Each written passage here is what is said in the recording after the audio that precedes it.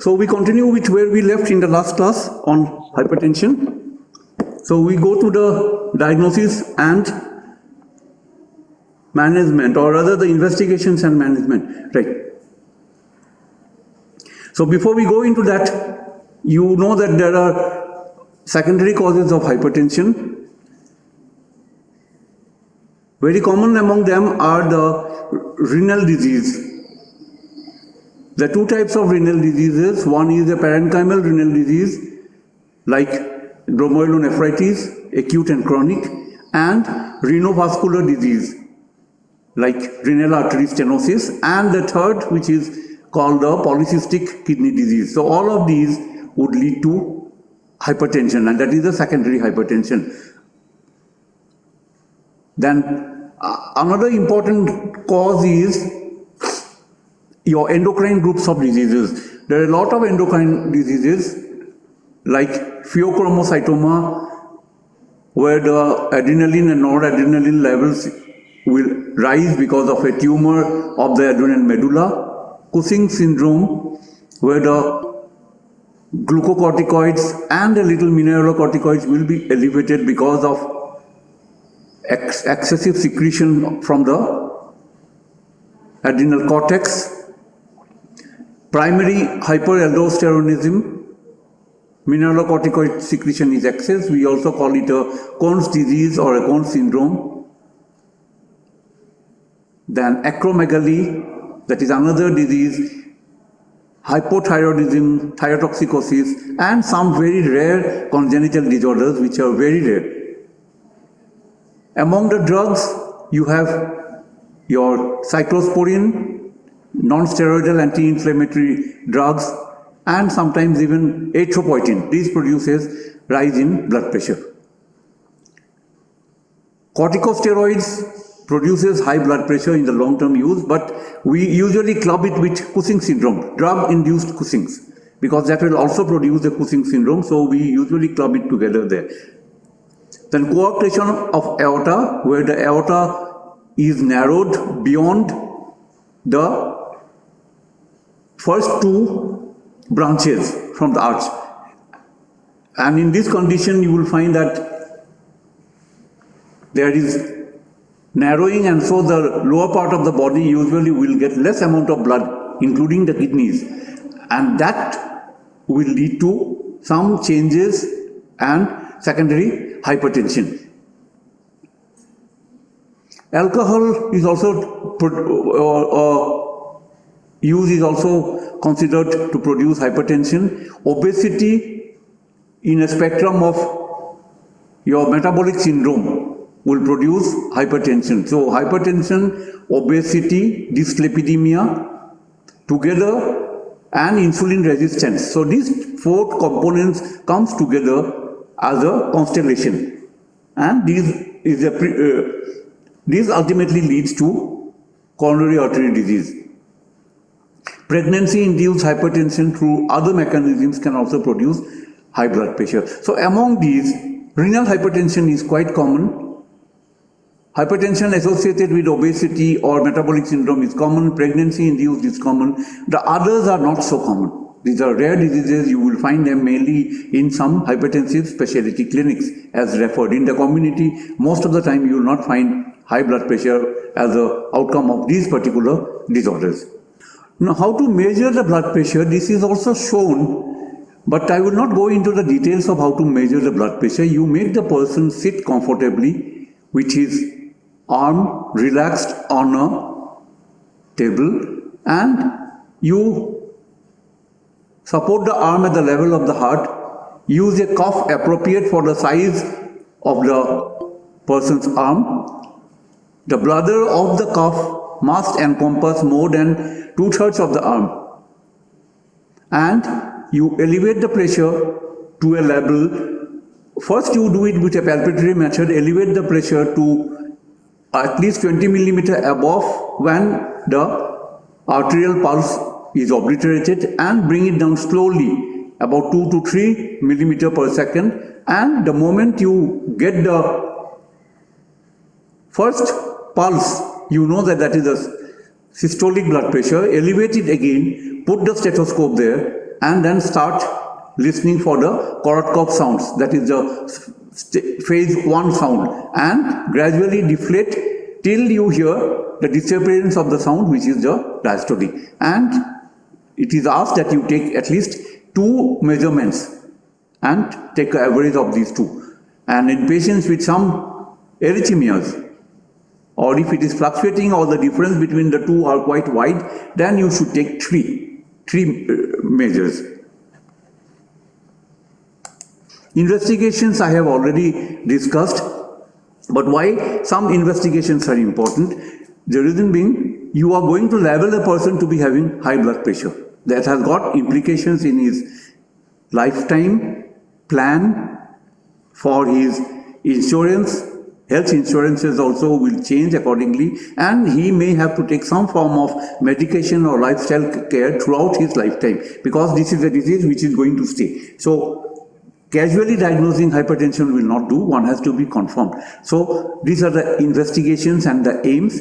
You have to confirm the diagnosis by obtaining an accurate representative blood pressure measurement, identify contributory factors and any underlying cause, assess other risk factors, and also quantify the cardiovascular risk of the individual, detect any complications or end organ effects which we said earlier from the high blood pressure, like in the retina, any retinopathies, enlargement of the heart or heart failure, any changes in the brain, any changes in the vasculature of the kidneys or in the peripheral blood vessels.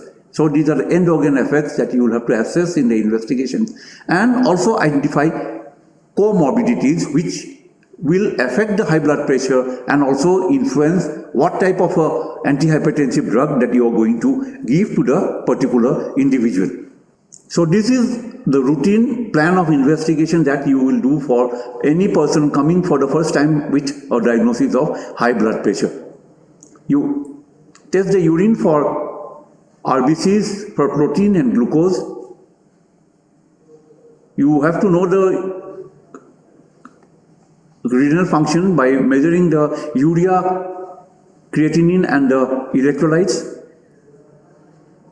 Look for the presence of hypokalemia specifically, because if there is hypokalemia, it may be due to primary hyperaldosteronism or Crohn's disease. But hypokalemia may also be because of initiation of diuretic therapy. So before you start any diuretic therapy, you should first assess the potassium and then start with any anti-hypotensive therapy. Blood for glucose to rule out high blood pressure. Serum lipids should be measured. Thyroid function and a standard resting ECG to detect mainly left ventricular hypertrophy and any evidence of coronary artery disease.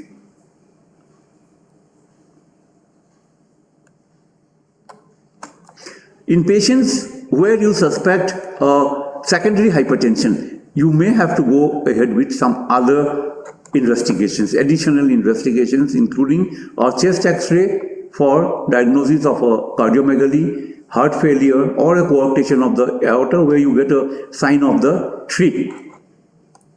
In some people, you may find that the person has got a normal blood pressure when he measures it at home, or a very minimally elevated blood pressure, and in the chamber, the doctor's clinic, you find that the pressure is slightly elevated, whereas at home it is normal. That is called the white coat hypertension. Sometimes the blood pressure is normal at sometimes, and sometimes they say that, well, I have got a high blood pressure. So what you are going to say? You have to go for ambulatory blood pressure recording to find out what is the actual blood pressure and how it fluctuates. So ambulatory blood pressure recording is not necessary for every individual, but in some where there is a lot of fluctuations, and most of the time the doctor cannot detect the hypertension, or at home you find that the blood pressure is normal, only in the clinic it is elevated, then you will have to go for this. We do an echocardiogram to find out evidence of left ventricular hypertrophy, which is more specific than doing an ECG. A renal ultrasound will help detect changes in the renal cortex, that is any form of either acute or chronic parenchymal renal disease, and also by doing a Doppler, you may be able to detect any renal artery stenosis. Well, renal angiogram, again, presence of a renal artery stenosis, but this can also be detected by a Doppler. Then urinary catecholamines will be increased in pheochromocytoma, and urinary corticosteroids or cortisols and dexamethasone suppression test for Cushing's, and plasma renin activity if it is elevated for primary aldosteronism. So these are some of the additional tests that may be required, but many times, even with secondary hypertension, these may remain normal. So it is not so easy to detect a secondary hypertension. How do you manage? Your aim of management is to reduce the incidence of adverse cardiovascular events, including heart failure, coronary artery disease, stroke, hypertensive encephalopathy, peripheral vascular diseases, and end organ effects like in the kidneys, renal failure. It has got two components. One is your non-drug treatment and the other one is drug treatment. What are the components of a non-drug treatment? These includes lifestyle changes. Now, what are the lifestyle changes that you do? The commonest way to explain what is lifestyle change is to ask you to do those things in your day-to-day behavior which you don't like to do, and avoid or not doing the things which you like to do most of the time or you're doing. Lying in your bed throughout the day, which you like to do most of the time, watching your TV, keeping a plate of junk food, your potato chips to all other things that you might be having, so that you like to have. If you want to order these things, the food stuff you usually order online most of the time, or you ask your friends to go, or take your car or a scooter to the shop and get it. You avoid cooking. A person also takes the habit of smoking and alcohol. So these are the things people usually likes to do. They don't like to walk. They would not like to cook the food. They would not like to have the food which their parents or their grandparents were giving 30 years or 50 years earlier, cooking all the food at home. So these were things people usually don't like today, either because they don't have the time or they are more modern. So these are the things one should avoid and go back to a lifestyle which was more prevalent at least 30-40 years back. Walking down to your nearest shop, taking a stroll in the evening, taking food which you can cook at home. So these are the things you should do. Then that will automatically correct the obesity of the person. Then reduce the alcohol intake, restrict the salt intake, physical exercises, and certain things which you never do is taking fruits and vegetables. So these are two things. One is important. Indians don't take fruits, and the other one is vegetables. We take vegetables, but you deep fry it. So you should take most of the time either some green leafy vegetables or just boil and take it. And switching over the pattern of your oils from the saturated animal fats to or fish fat. So these would help you a lot. So this has been approved by the British Heart Society as DASH, that is dietary advice to stop hypertension, and it works miraculously. You reduce your salt intake by whatever means, you correct your obesity by these lifestyle measures, reduce your alcohol intake, carry out your physical activities, and change your pattern. So this takes care of your blood pressure to a large extent, right? Not on the first day. Well, salt intake restriction will have its effect immediately. Almost within first 1 or 2 days, you will find that the blood pressure comes down.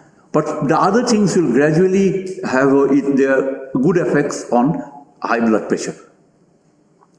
If the blood pressure is not controlled within the first 3 to 6 months with these lifestyle management and non-drug therapy, then you should go for drugs.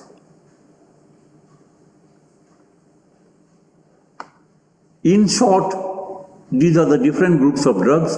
Diuretics, where we avoid the loop diuretics, we have thiazides like chlorthalidone, chlorthiazides, ACE inhibitors, then angiotensin receptor blockers, calcium channel blockers like amlodipine, cilnidipine. There are lots of beta blockers.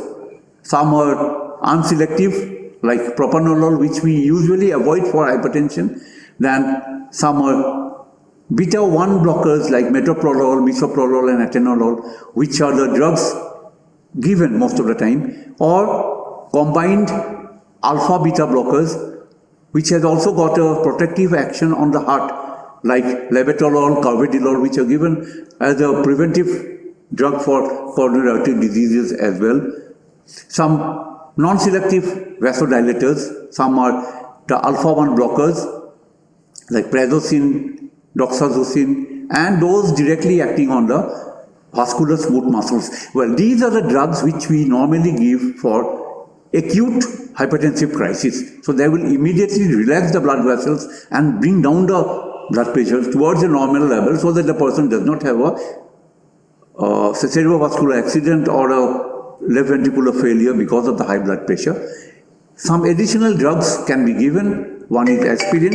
Then aspirin is a drug which prevents or a secondary prevention for coronary artery disease. So people who already had an attack of coronary artery disease or are prone with a high risk are given aspirin. But a normal individual which only hypertension, we don't prefer giving aspirin because it has also got side effects of bleeding.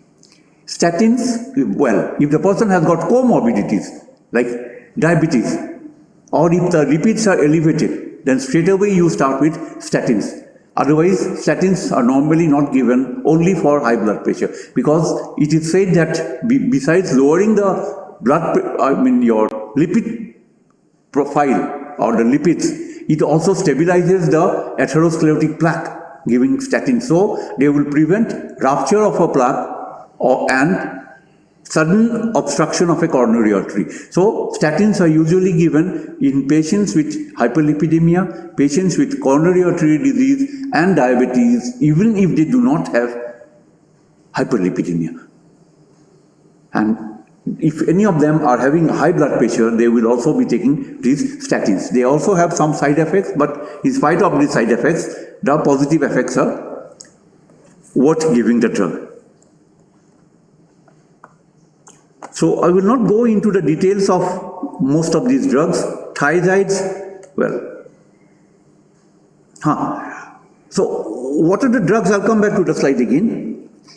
There are two thoughts, whether you start with a single drug or you start with many drugs at a time, combination therapy. If the blood pressure is not so high, it's in stage 1 blood pressure, usually a monotherapy is preferred. If the pressure is quite high, not responding to an optimum dose of one drug, then it is preferable to go to 2 or more drugs. The reason being, you can give a lower dose or a suboptimal dose of any of these drugs before the side effects set in, and 2 or 3 drugs given together sometimes have synergistic effects. So for these 2 reasons, combination drugs are also preferred. Now, how to start among all the drugs that have been given? If a person has found to be having, say, stage 1 hypertension, how do we start giving them? So this is usually the order in which we start them. Thiazides are commonly given, but in the Indian context, most of the time the doctors usually prefer these 2 groups of drugs, either a calcium channel blocker if they are elderly, or in a younger group, or if they are having diabetes. This is the first line of drug that is to be given, a ACE inhibitor or a angiotensin receptor blocker. Elderly people, calcium channel blocker, or you can start with the thiazides. In the Western countries, they usually prefer with a thiazide group of diuretic. But all of them, starting at the first instance, gives almost equal results. So these are the groups of drugs that we give. At one time, beta blockers were thought to be the first line of drugs, but it has been proved that they don't have that much of benefit to start as the first line, rather they have some side effects. These drugs usually are not preferred routine drugs for giving unless the person has got some form of a refractory hypertension, like sometimes renal hypertension, or in patients who might be having a hypertensive emergency where you have to give these drugs either as intramuscular or intravenous formulations. We come to the last part of this particular topic, refractory hypertension. So what is refractory? Anything which does not respond to the optimum treatment or management plan, we call that the thing is refractory.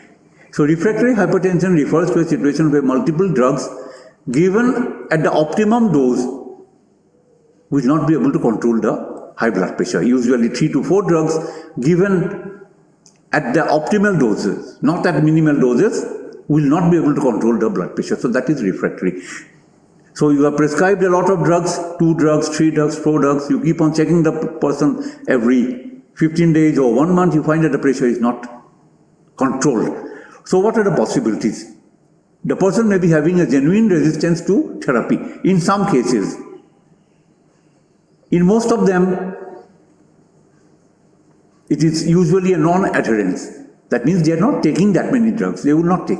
You have given them so many drugs, but they will not take. They will forget. Just giving you your instance, if you prescribe an antibiotic for 5 days, many times when your upper respiratory tract infection is resolved on the 3rd day, you will not take the drug for the next 2 days. You are advised a PPI or pantoprazole for 1 month if you are having acid peptic disease. After the 5th dose or the 6th dose, you find that your morning belching heartburn has disappeared. From the 7th day onwards, you stop taking the drug. Sometimes you remember and you keep taking, and by the time you have taken 10 tablets, you are done with it. Most of the time, but so there would be people who would be taking the drug regularly. And hypertension is a disease which has got no symptoms. These drugs are costly. These drugs are not without side effects. So people will not take so many drugs for a long time. So that is one of the reasons.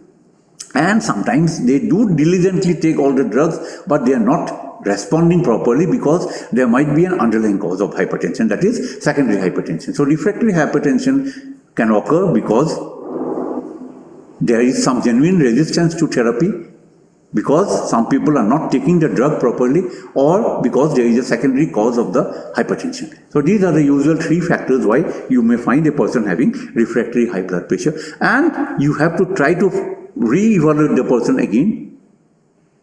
Re-evaluate the person, try to find out if he or she has got any secondary form of hypertension, try to assess whether the drug intake has been meticulous.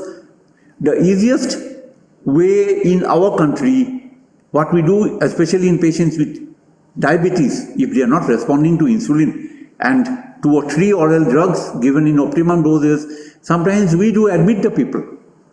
And you will find that the 2nd morning or the 3rd morning, the person's sugar has come down. Sometimes they go into hypoglycemia because they were not taking the medicines. But now that in the hospital setup, they have started taking the medicines, their other anxieties and worries are out, so they will start it. But admitting a person just for that is not a genuine ground of admission because of other disadvantages of hospitalizing any individual, including the cost and hospital-acquired infection. So this is one way. The other one is to keep on measuring the, monitoring the blood pressure, counseling him or her repeatedly, and trying to ask them to bring the old strips of the tablets.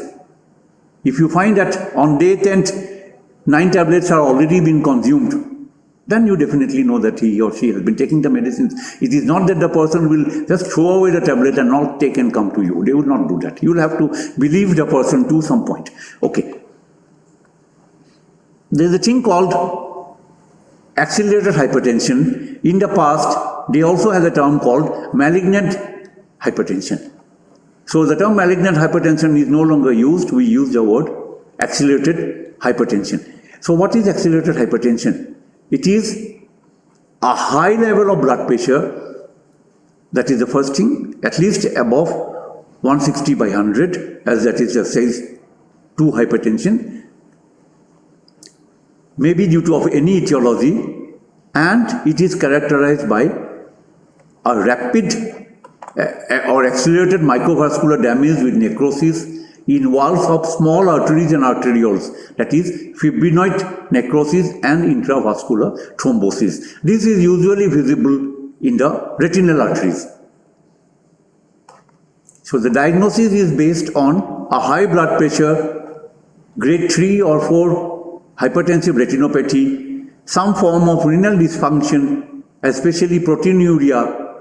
There may be hypertensive encephalopathy and or left ventricular failure. So if any of these things are present, the easiest of these to find out is a high blood pressure with grade 3 or 4 retinopathy. That is the easiest way in the chamber. We don't have to do any other investigations. A person coming with left ventricular failure would be a medical emergency. A person coming with hypertensive encephalopathy is a medical emergency. But a person walking to your chamber and finding out renal dysfunction again is a laboratory test. You do an ultrasound, you examine the urea, creatinine and the urine analysis. These are all investigations. But in the clinic, you examine the eyes, do a fundoscopy and find out if the person has got a grade 3 or grade 4 retinopathy. You can straight away say that the person has got accelerated hypertension. In the past, they diagnosed accelerated hypertension with all of these factors up to grade 3 retinopathy. If the person had grade 4 retinopathy, that is papilledema, they would label the person as malignant hypertension. But it has been seen that from the prognostic point of view, there is no difference in dividing this group of people into accelerated and malignant, because you are just waiting for some time for that the fourth one to develop. But the treatment for accelerated hypertension and malignant hypertension is basically the same. You have to rapidly reduce the high blood pressure so that the person's end organs do not get damaged. The brain, the heart, the kidneys do not get damaged further and leads to death. So if you wait till the end and think that, well, accelerated hypertension is still there, the person has not gone into the malignant phase, let me wait. So now the term malignant hypertension has been abolished. So these are the 4 grades of hypertensive retinopathy. First is the silver wire, arterial thickening and increased refractiveness, that is the silver wire, that means the arteries looks like white shining rods inside the retina. Grade 2, presence of silver wire plus constriction of the veins where they are crossed by the arteries, because the arteries are becoming now rigid. They are more like rigid pipes, so they press on the veins. Arteriovenous nipping. Grade 3, presence of all these things, including evidence of retinal ischemia. Some flame-shaped or blot hemorrhages and cotton wool exudates.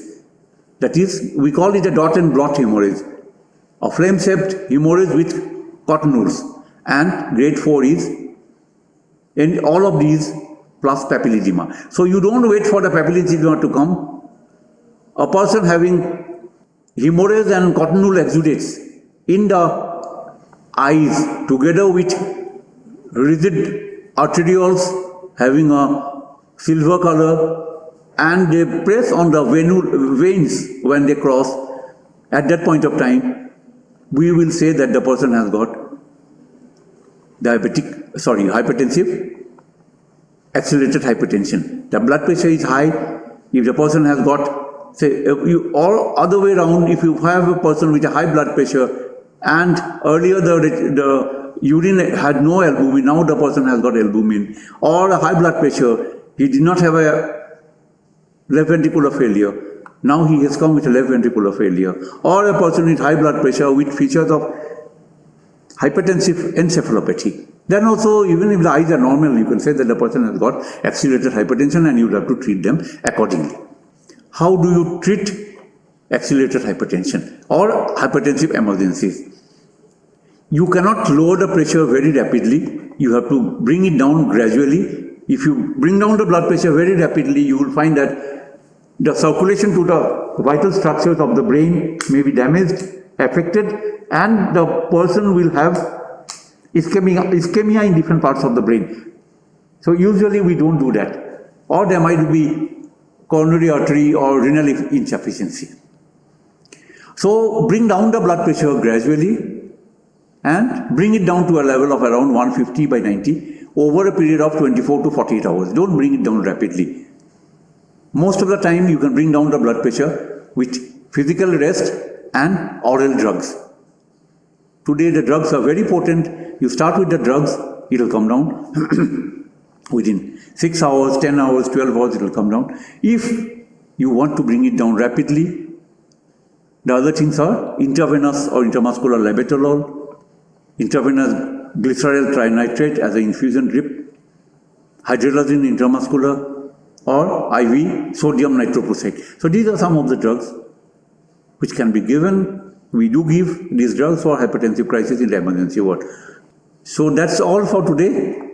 In the next class, maybe we'll go to some of the other chapters, either to coronary artery disease or maybe to infective endocarditis, any of these. So thank you.